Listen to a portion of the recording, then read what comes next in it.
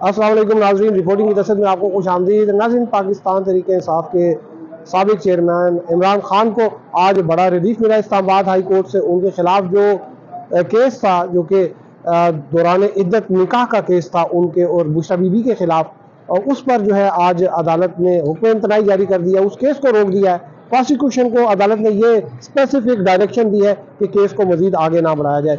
इस केस की आज क्या इस पर आर्गूमेंट हुए और इसकी मजीद क्या तफसीलात हैं ये आपको बताते हैं। लेकिन अभी तक अगर आपने चैनल रिपोर्टिंग सब्सक्राइब नहीं किया तो चैनल जरूर सब्सक्राइब कीजिए। नाज़रीन, आज बुशरा बीबी जो है वो अलग सुबह इस्लामाबाद हाई कोर्ट में पेश हुई और उनके साथ उनके वकील सलमान अकरम राजा थे और दीगर जो कानूनी टीम के अरकान थे वो भी मौजूद थे।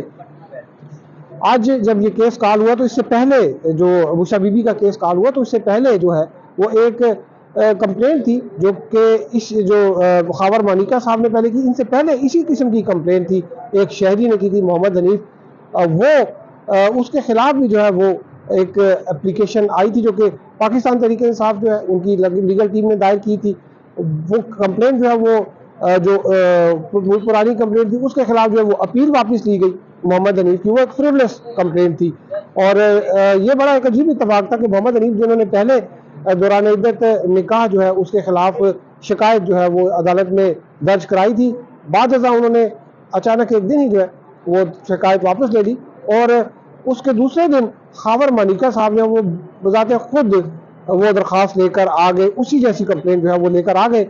उसमें भी कार्रवाई जो है वो चलना शुरू हो गई और इस दौरान जो है वो जो इद्दत का केस था उसको 496B जो है जिसको फॉरनिकेशन कहते हैं, ये एक नाजायज़ ताल्लुकात का इल्ज़ाम होता है, ये भी जो है सेक्शन ऐड कर दी गई उस कंप्लेंट में, उस केस में।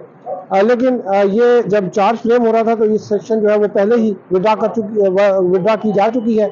आज जब हेयरिंग हुई तो सलमान अकरम राजा साहब ने उन्होंने कहा कि देखिए ये बताया जा रहा है कि ये 2017 में जो है वो इमरान खान घर जाते थे, मुलाकातें करते थे, लेकिन जो शिकायत खावर मानिका साहब ने की है वो नवंबर 2023 में की है। वो 6 साल जो है वो कहाँ थे, वो क्या सोच रहे थे, वो क्यों नहीं आए? तो इस बात पर जो है उन्होंने कहा कि ये जो है आफ्टर थाट है, ये बहुत अरसे बाद जो है वो इनऑर्डिनेट डिले जो था ये इसमें हुआ, जो उन्होंने शिकायत दर्ज कराई। फिर उन्होंने मजीद चीज़ें बताई कि जो 496B है उसमें नाजायज़ ताल्लुकात के केस में 2 गवाहान जो है उनके बयानात होने चाहिए। इस केस में तो सिर्फ एक ही गवाह था, वो जुर्म साबित नहीं हो सकता।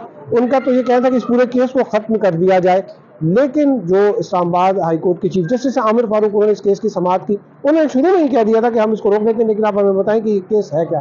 फिर उसको सारा केस को एक्सप्लेन किया और उसमें यह भी बताया गया कि जो सुप्रीम कोर्ट है उसमें साबिक वो एक जज है जस्टिस तकी उस्मानी, उन्होंने एक फैसला दिया था जिसमें उन्होंने इद्दत की जो है वो ड्यूरेशन का बताया कि वो 39 डेज है मिनिमम, 39 डेज के बाद हो सकती है, लेकिन यहाँ पे तो जो है वो तकरीबन 45 डेज के बाद जो है जब तलाक हुई उसके 45 डेज के बाद जो है वो शादी हुई, इसलिए ये केस भी नहीं बनता, इसको खारिज किया जाए।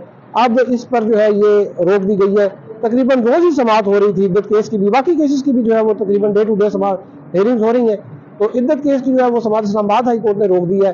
जो ट्रायल लिस्टर जो रोजाना की बुनियाद पर चल रहा था वो रुक गया है और अब जो आइंदा जुमेरात है उसको जो स्टेट है, जो प्रोसिक्यूशन है, वो अपना मौक़िफ़ पेश करेगी। आपको आगाह करते रहेंगे। अब तक लेते हैं, हमारे साथ रहने का शुक्रिया। अल्लाह हाफ़िज़।